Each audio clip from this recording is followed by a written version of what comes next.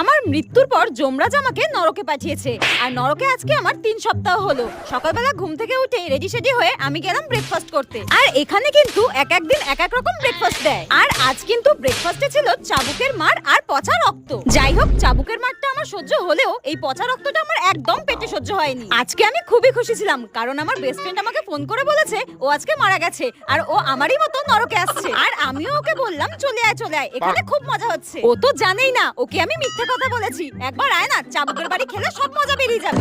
আর যেতে যেতে হঠাৎ আমার রিমঝিমের সঙ্গে দেখা। ওর আজকে শাস্তি শেষ হয়ে যাচ্ছে, আর ও আমাকে বলল টাটা, আমি নরক থেকে বিদায় নিচ্ছি। পরের জন্মে আমাকে যমরাজ বলেছে কুকুর বানাবে। আর আমি বললাম কেন, তোকে কুকুর বানাবে কেন, মানুষ বানাবে না? তখন রিমঝিম বলল না না, আমি আর মানুষ হতে চাই না। মানুষের জীবন অনেক কষ্টের, এর থেকে কুকুর হয়ে জন্মানোই ভালো। ঘুমাও, খাও দাও আর পাহারা দাও, আমার তো খুব মজা হচ্ছে, টাটা। তারপর আমি দেখলাম যমরাজ আমার জন্য ফুটন্ত তেল রেখেছে আর আমাকে গরম তেলে ভাজা